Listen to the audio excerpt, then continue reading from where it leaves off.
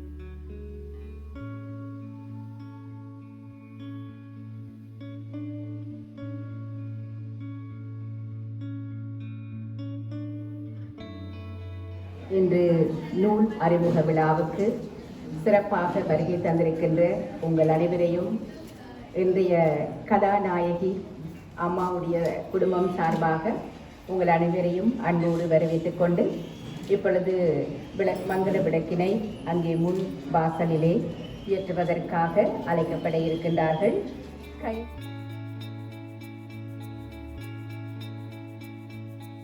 மங்களகரமாக இருக்க வேண்டும் என்பதற்காக இங்கு மங்கள விளக்கினை ஏற்றி வைப்பதற்காக அழைக்கப்பட இருக்கின்றவர்கள்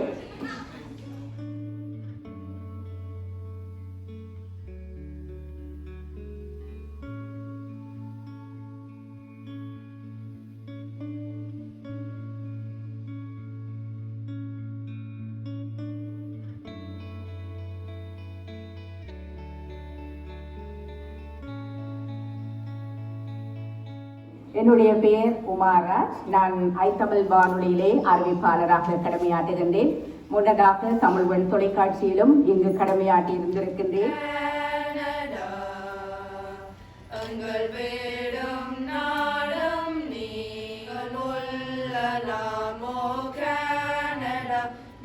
போற்றி அணிவகுத்தோ புகழே சுதந்திரத்தை எங்கும் இறைவன் காத்திடுக. ஓ கனடா, நாம் என்னை போற்றி அணிவகுத்தோம். ஓ கனடா, நாம் என்னை போற்றி அணிவகுத்தோம்.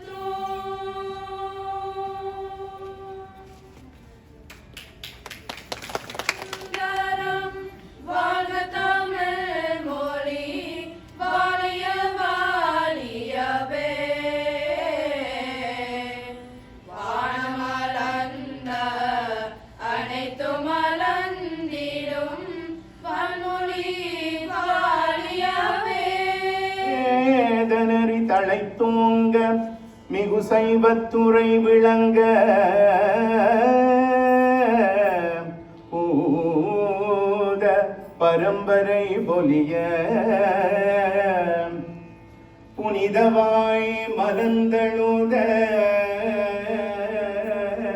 சீதவளமயற்குகலி திருஞான சம்பந்தன் பாதமலர் தலைக்குண்டு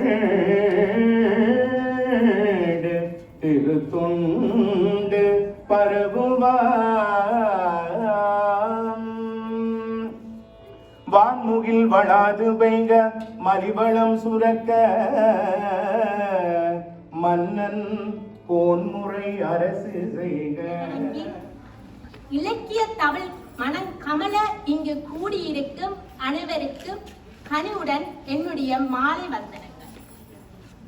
இந்நூல் அறிமுக விழாவுக்கு எமது அழைப்பை ஏற்று இங்கு வருகை தந்திருக்கும் அனைவரையும் வருக வருக என்று வரவேற்கிறோம். பஞ்சபுராணம் பாட வந்திருக்கும் இசைக்கலா வித்தகர் திரு மோகன் திருச்செல்வம் அவர்களை வருக வருக என வரவேற்கிறோம்.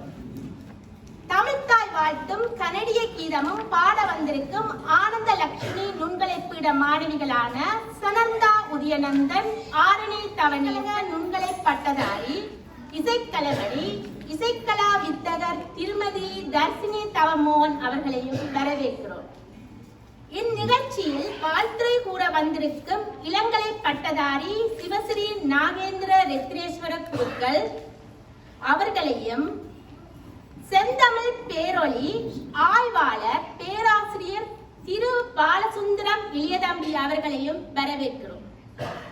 சிறப்புரை ஆற்ற வந்துள்ள உதயன் பத்திரிகை ஆசிரியர், கனடா தமிழ் எழுத்தாளர் இணையத்தின் உப செயலாளர், எழுத்தாளர், கவிஞர் திரு லோகேந்திரலிங்கம் நாகமணி அவர்களையும் வரவேற்கிறோம். இந்த விழாவுக்கு தலைமை தாங்க வந்திருக்கும் அறிஞர் திரு சாமி அப்பாத்துரை அவர்களையும் வரவேற்கிறோம். இலங்கையில் உள்ள ஆலயங்களை பற்றி ஆய்வுரை கூற வந்துள்ள கனடா அண்ணாமலை பல்கலைக்கழக விரிவுரையாளர், எழுத்தாளர், ஆய்வாளர் திருமதி நாகேஸ்வரி ஸ்ரீகுமரகுரு அவர்களையும் வரவேற்கிறோம். திருக்குறள் சிந்தனை விளக்கம் என்ற நூலுக்கு ஆய்வுரை கூற வந்துள்ள முனைவர், எழுத்தாளர், கவிஞர், ஆய்வாளர் திருமதி வாசுகி நகுலராசா அவர்களையும் வரவேற்கிறோம். உள்ளத்தின் ஊற்றுக்கள் என்ற நூலை பற்றி ஆய்வு செய்த வந்துள்ள கிராமத்து வதன தமிழ் பெண்கள் பண்பாட்டு மைய நிறுவனர், இளங்கலை பட்டதாரி, கவிஞர், எழுத்தாளர், தமிழ் ஆசிரியர் திருமதி கமலவதனா சுந்தா அவர்களை வரவேற்கிறோம். வெளியீட்டுரை தரவுள்ள பொறியியலாளர், எழுத்தாளர், கவிஞர், ஆய்வாளர் மற்றும் பன்முக வித்தகர் திரு அகனி சுரேஷ் அவர்களை வரவேற்கிறோம். நிகழ்ச்சியை தொகுத்து வழங்க ஒன்றியல் மண்ணிலிருந்து வந்துள்ள திருமதி உமாராஜ் அவர்களையும் வரவேற்கிறோம். மற்றும் அறிஞர்கள், கலைஞர்கள், எழுத்தாளர்கள், உற்றார் உணர்வர்கள் அனைவரையும் வரவேற்று மகிழ்வதுடன், நாங்கள் யாரையாவது வரவேற்க தவறியிருந்தால் அவர்களையும் வரவேற்பதில் மிக்க மகிழ்ச்சி அடைகிறோம். நன்றி, வணக்கம். மருமகள் வானொலிகளிலே பேசுகின்ற பொழுது மிக நகைச்சுவையாக இருக்கும். இந்த மாதிரியான ஒரு ஒற்றுமையான ஒரு குடும்பமா அப்படின்னு சொல்லி நினைக்கும் அளவிலே ரொம்ப அழகாக இந்த வயதில் இந்த காலங்களில் எப்படியாக ஒற்றுமையாக இருக்கின்ற ஒரு அழகான குடும்பத்தினுடைய கதை கூட இந்த புத்தகமாக இருக்கலாம். ஏனென்றால் இன்று இருக்கின்ற ஒவ்வொருவருடைய டென்ஷன் பிரச்சனைகள் அதையெல்லாம் கடந்து ரொம்ப அழகாக அவர்களுடைய குடும்பத்திலே இன்று அவருடைய எவ்வளவு வேலைப்பாடுகள் அதையெல்லாம் கடந்து இங்கும் டொரண்டோவிலே இந்த புத்தக வெளியீட்டு விழா சிறப்பாக நடைபெறுவதற்காக அழைத்து வந்திருக்கிறார்கள். சரி, நன்றி. அம்மாவை அமர வைக்க கேட்டுக்கொண்டு, அம்மா யாரெல்லாம் உங்களோடு சேர்ந்து அங்கே இருக்க வேண்டும் என்று ஆசைப்படுகின்றீர்கள்? திருக்குறள் எம்பெருமான் திருவள்ளுவர் பெருமான் கூறியது போன்று வடமொழியிலும் இருக்கின்றது ஒரு கருத்து, கற்றவருக்கு சென்ற இடமெல்லாம் சிறப்பு என்பதன் பொருள். அதை சுருக்கமாக கூறி என்னுடைய வார்த்தையை முடிக்கின்றேன். மூர்க்கக பூஜ்யதே ஸ்வகிரகே,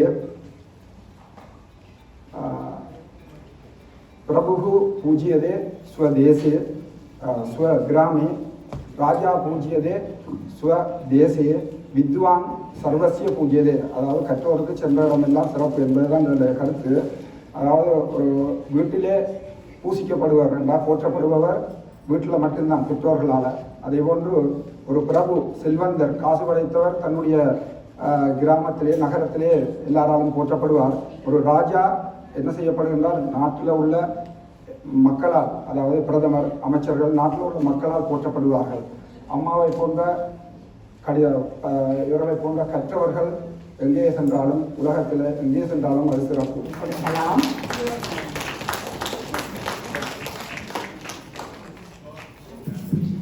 இந்த நிகழ்ச்சியை நாம் பார்க்கின்ற பொழுது எனக்கு மிகவும் பெருமிதமாக இருக்கிறது. பாருங்கள், 79 வயதை எட்டி ஒரு பெண்மணி கல்லூரி, அதாவது உயர்கல்லூரியோ பல்கலைக்கழகமோ செல்லாத நிலையிலே 3 நூல்களை துணிந்து எழுதி மேடையிலே கம்பீரமாக நிமிர்ந்திருக்கிறாள். பாருங்கள், அதுதான் பெண்மணி.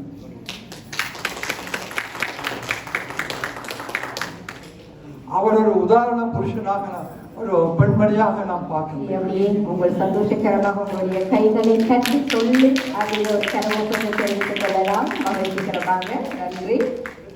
கவிநாயகன் கந்தவனம் அவர்களை எங்களுக்கு நினைவூட்டி இருக்கிறார்கள் இந்த பிள்ளைகள். உங்களுக்கு இத்தனை பேருக்கு தெரிவிக்கிறேன். அந்த ஓ கனடா என்ற அந்த ஆங்கில இதை மொழிபெயர்த்தவர் எங்களுடைய கவிநாயகன். ஆகவே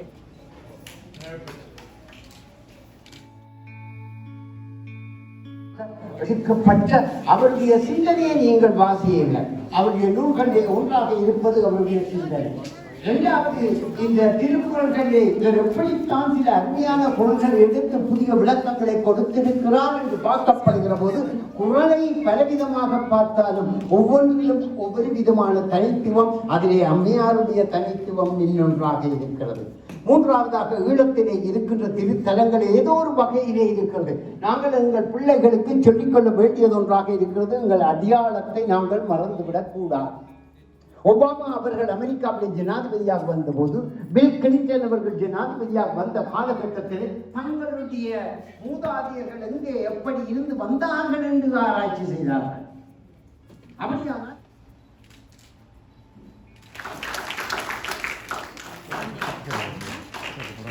எல்லா கோவில்களிலும் எந்த சூழலில் அந்த கோவில் அமர்ந்திருக்கின்றது என்பதை மிக அழகாக இந்த நூலிலே அவர் எழுதியிருக்கின்றார். நிச்சயமாக நீங்கள் எல்லோரும் வாசிக்கின்ற போது இதை உணர்ந்து கொள்வீர்கள் என்பதை அறியக்கூடியதாக இருக்கின்றது. ஒவ்வொரு கோவிலையும் எழுதுகின்ற போது அந்த கோயிலின் பெயருக்கான காரணம் என்ன என்பதை மிக அழகாக அவர் எழுதியிருந்தார். இந்த கதை பிறந்தது ஒரு சாதாரணமாக வானொலி நிகழ்ச்சியிலே வந்து முத்துக்கள் 9 அதிலே 9 விதமான கோர்வைகளாக கோர்க்கப்பட்ட நிகழ்ச்சிகளுக்குள் ஆலயங்களை பற்றி ஒரு பொறுப்பை அம்மாவிடம் நான் கொடுத்திருந்தேன். அந்த நிகழ்ச்சியை முழுமையாக தொகுத்து வழங்கியவர் நான். அப்பொழுது அம்மா அந்த ஆலயத்தை பற்றி இலங்கையில் இருக்கின்ற ஒவ்வொரு ஆலயங்களுக்கும் அது கண்டிப்பாக கேட்டுக்கொண்டிருக்கின்ற பொழுதுதான் இவ்வளவு அற்புதம் இருக்கின்றதா ஒவ்வொரு ஆலயங்களிலும் அப்படின்ற மாதிரி நாங்கள் இலங்கையிலேயா பிறந்திருக்கின்றோம் அப்படின்னு எல்லாம் சிந்திக்க வைக்கின்ற அதே மாதிரி அவர் சொல்லி இருந்தார். நிறைய விடயங்களை அதில் இருந்து தெரிந்து கொள்ளக்கூடியதாக இருந்தது. கரகோஷம் சிறப்பாக பேசியிருந்தார். வந்து உயர்ந்தோங்கி தொலை விளங்கி ஏங்கு ஒளி நீர் ஞாலத்து இருளகற்றும் அங்கவற்றுள் மின்னேர் தனியாழி வெங்கதிர் ஒன்று ஏனையது தண்ணீரில்லாத தமிழ். எங்கள் அன்பு தமிழ் என்றும் புற இருளை நீக்குவது கதிரவன், அக இருளை நீக்குவது தமிழ். அந்த தமிழுக்கு மணியாரம் சூட்டுவது திருக்குறள் என்கின்ற அந்த ஆறிமுக வரிகள் எல்லாம் அங்கே ஆணி அடித்தால் போல் அழகாய் வருகிறது.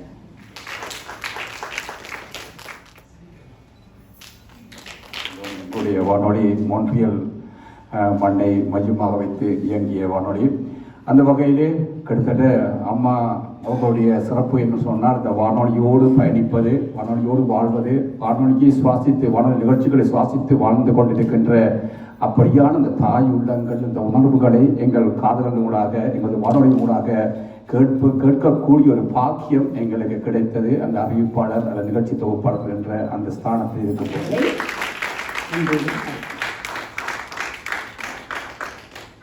திக்கற்றவனுக்கு தெய்வம் துணை என்ற பழமொழி கிடங்க இன்றைய புத்தகத்தின் கதாநாயகியின் உடலும் உள்ளமும் உறுதியாக இருந்த தெய்வங்கள் குப்பை மனத்தோடு கும்பிட வந்தாலும் துன்பங்கள் தீர்ந்திடும் என விநாயக பெருமானையும், வேலுண்டு வினையில்லை மயிலுண்டு பயமில்லை முருகனுக்கு குறையில்லை என்று முருகப்பெருமானையும், மன்னியர் மிக்க தன்னியர் தந்த மீட்பனான இயேசுபாலன் என்று 3 தெய்வங்களையும் துணை கொண்டு எழுதிய கவிதை வரிகள் மிகவும் அற்புதமானது. தமிழ் மீது கொண்ட அளவற்ற பற்றினால் தன் கற்றவற்றை மற்றவர்களும் கற்று மேம்பட வேண்டும் என்ற தன்மையுடன் நன்னோக்கத்துடனும் இவ்வயதிலும் சிரமம் பாராது ஒவ்வொன்றையும் சிந்தித்து ஆராய்ந்து ஒன்று திரட்டி தனித்தனியாக 3 புத்தகங்களாக வடிவமைத்து பெரும் சிரமத்தில் அதனை நூல்களாக உருவாக்கி இன்று இவ்விடத்தில் உங்கள் முன்னிலையில் அதனை சமர்ப்பிப்பதற்காக இன்றைய விழாவை பலரின் உதவியுடன் ஒழுங்கமைத்த மாமியின் முயற்சிக்கு எங்களது மனமார்ந்த நன்றியினையும் நல்வாழ்த்துக்களையும் கூடிய நல்லாசிகளுடன் என்றென்றும் உரித்தாகட்டும். உங்களது இந்த சேவை இன்னும் மென்மேலும் வளர்ந்து இன்னும் பல மற்றவர்களுக்கு பயன் தரக்கூடிய அறிவுபூர்வமான நூல்களை உருவாக்கி கனடா நாட்டு மண்ணில் வளர்த்து வரும் இளம் சமுதாயத்திற்கு நல்லதோர் வழிகாட்டலாக அமைய வேண்டும் என்று என் சார்பிலும் இங்கு கூடியிருக்கும் சபையோர்கள் சார்பிலும் உங்களை சிரம் தாழ்த்தி கேட்டுக்கொள்கின்றோம் மாமியே. இவ்விழாவில் சிறப்புற நடைபெறுவதற்கு உதவி புரிந்த அன்பு நெஞ்சங்கள் அனைவருக்கும் இருகரம் கூப்பி எங்கள் குடும்பத்தின் சார்பில் பெரும் நன்றியினை கூறிக்கொண்டு உங்களிடம் விடைபெறுகிறேன். நன்றி, வணக்கம். வாழ்க வளமுடன் இந்த வையகம் உள்ளவரை.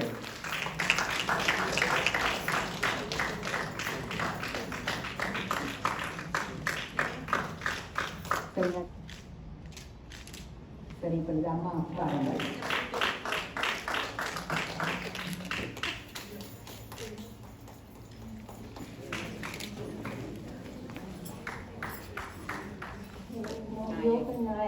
அம்மாவை நினைக்க உண்மையாகவே பெருமையாக இருக்குது.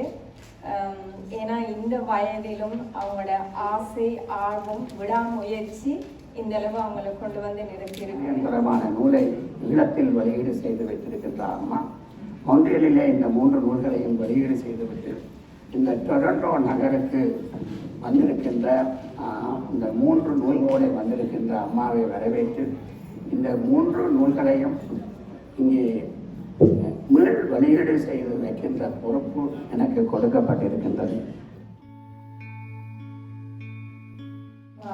கௌரவம் செய்கின்றார்கள். இந்த அம்மாவுக்காக அவருடைய வயதை மதித்து அனைவரும் எழுந்து நின்று ஒரு தரம் உங்கள் கைகளை உறக்க கட்டினால் எல்லோருடைய வாழ்த்துக்களும் அவருடைய ஆசீர்வாதங்களும் எங்களுக்கு கிடைக்கும். எங்களுடைய மான்ட்ரியல் சார்பாக டொரண்டோ மண்ணிலே இருக்கின்ற அத்தனை கலைஞர்கள், ஆசிரியர்கள், மிக சிறப்பு வாய்ந்த பட்டதாரிகள் எல்லோருமே இந்த மண்டபத்திலே இருக்கின்றீர்கள்.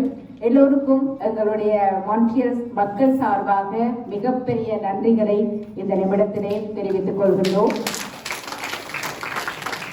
பஸ்ல போகலாமா, ஃப்ளைட் டிக்கெட் போட்டுக்காக சொல்லியிருக்காங்க இருக்கிறது. அதை குறுகிய நாட்களுக்குள் சிறப்பாக செய்து தந்திருக்கின்றார். அவரை அம்மா இப்பொழுது அவருக்காக பொன்னாடி போட்டி கௌரவித்திருக்கின்றார்.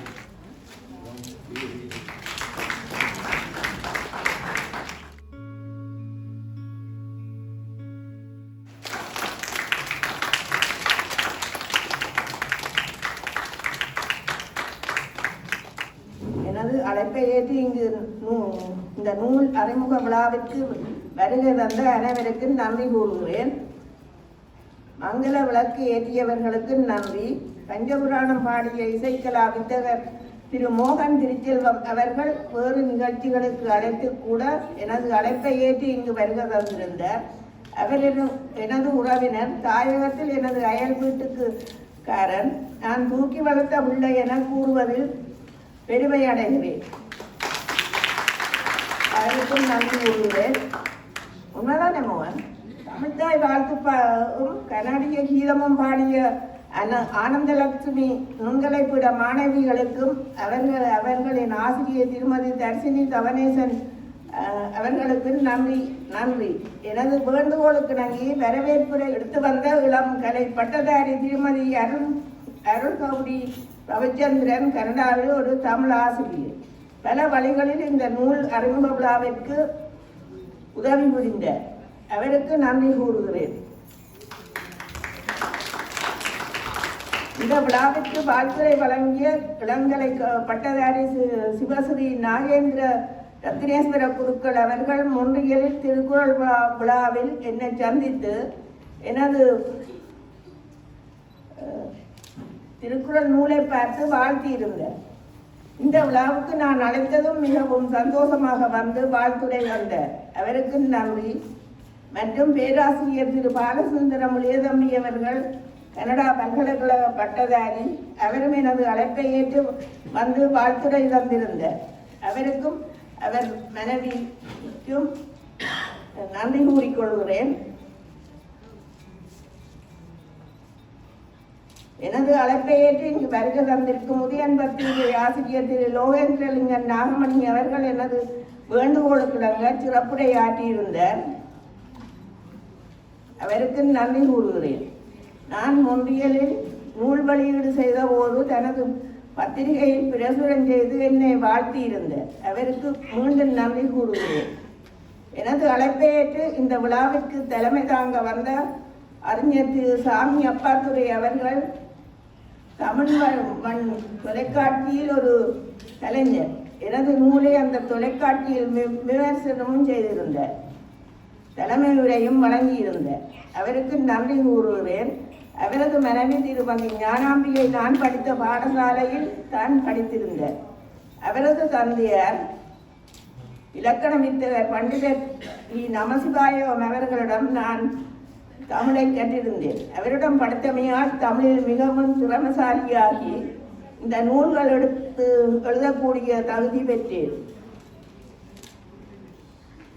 திருமதி திரு சாமி அப்பாத்துரை அவரது மனைவி திருமதி ஞானாம்பிகைக்கும் நன்றி கூறுவதுடன் அவரது தந்தையார் பண்டிதர் நமசிவாயம் அவர்கள் இவ்வுலகை விட்டு போனாலும் அவரை என்றும் மறவாது நன்றி கூறுகிறேன்.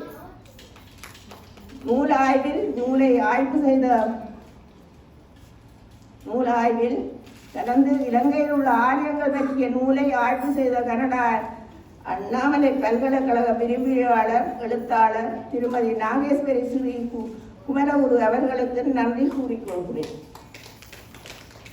திருக்குறள் சிந்தனை விளக்கம் என்ற நூலை ஆய்வு செய்த முனைவர் திருமதி வாசுகி நகலராசா அவர்கள் ஒரு எழுத்தாளர் கவிஞர். அவருக்கும் நன்றி கூறுகிறேன். திருமதி கமலவதனா சுந்தா அவர்கள் கிராமத்து வதனம் தமிழ் பெண்கள் பண்பாட்டு மைய நிறுவனர், ஒரு இளங்கலை பட்டதாரி, கவிஞர், எழுத்தாளர், தமிழ் ஆசிரியரும் கூட. அவரும் பல உதவிகள் செய்திருந்தார். அவருக்கு நன்றி கூறிக்கொள்கிறேன். பல எழுத்தாளர்கள் கவிஞர்களை அறிமுகப்படுத்தியும் இருந்தார். அதற்கு நன்றி கூறுகிறேன். வெளியூட்டுரை செய்த பொறியியலாளர், எழுத்தாளர், கவிஞர், ஆய்வாளர் திரு அகடை சுரேஷ் அவர் பல ஆலோசனைகளும் வழங்கியிருந்தார். அவருக்கு நன்றி கூறிக்கொள்கிறேன். சர்வதேச தமிழ் வானொலி ஸ்தாபகர் திரு கோணேஷ் மற்றும் அவரது துணைவியார் திரு பத்மினியா கோணேஷ் அவர்களது வானொலியில் கலந்து கொண்டமையால் இந்த நூல் எழுதக்கூடியதாக இருந்தது. எனது வளர்ச்சிக்கு மேடை அமைத்து தந்த அவர்களுக்கும் மற்றும் அந்த வானொலியின் கலைஞர்களுக்கு நன்றி கூறுகிறேன். எனது நூல் வெளியீட்டுக்கு வரும்படி அழைத்ததும் எனக்கு மதிப்பு தந்து டைம் வானொலி மூலம் என்னை பேட்டி எடுத்து அதை முகநூலிலும் வானொலியிலும் வெளியிட்டது கலைஞர் இளங்கோ மாணிக்கம் அவர்களுக்கு நன்றி கூறிக்கொள்கிறேன்.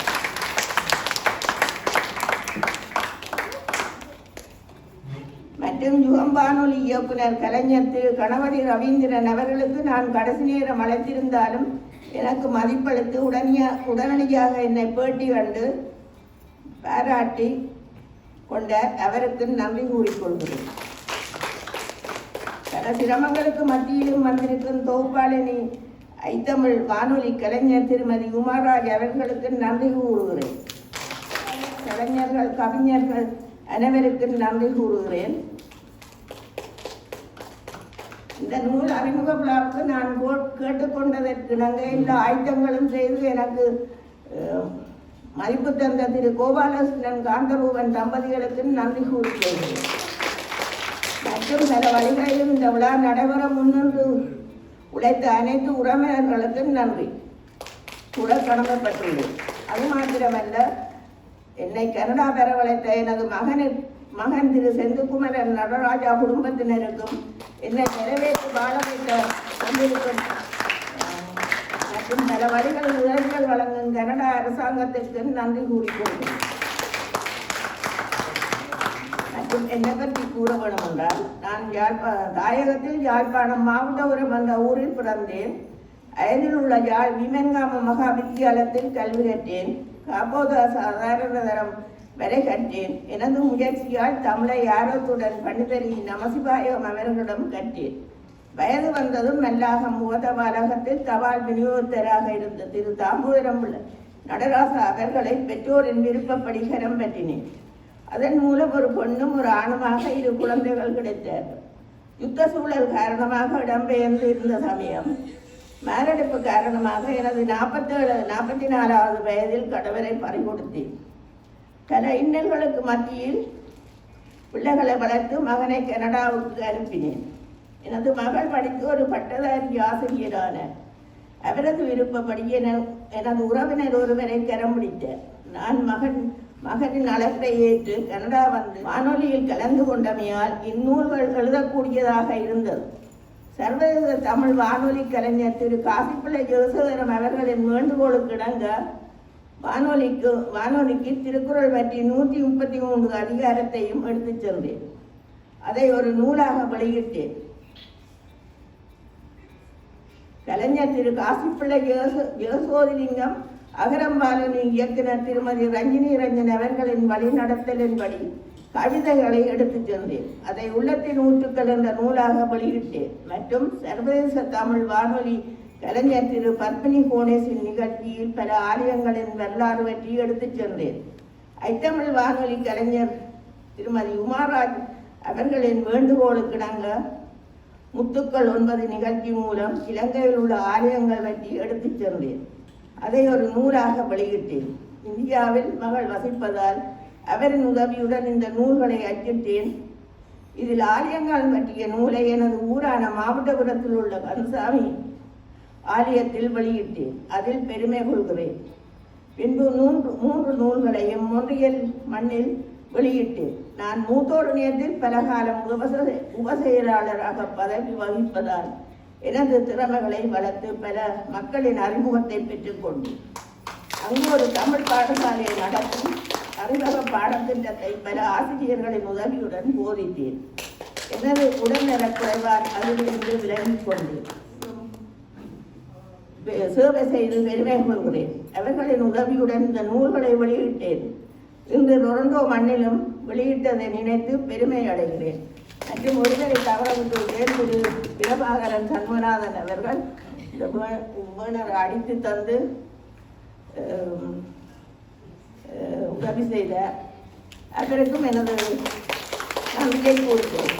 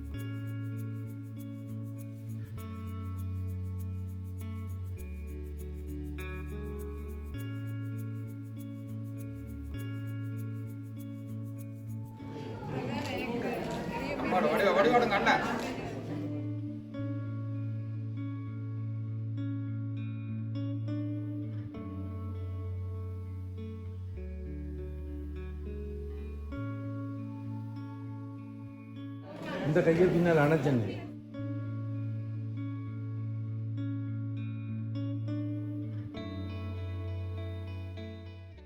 உங்களுக்கு இந்த வீடியோ பிடிச்சிருந்தா லைக் பண்ணுங்க, கமெண்ட் பண்ணுங்க, சப்ஸ்கிரைப் பண்ணுங்க. நன்றி, வணக்கம்.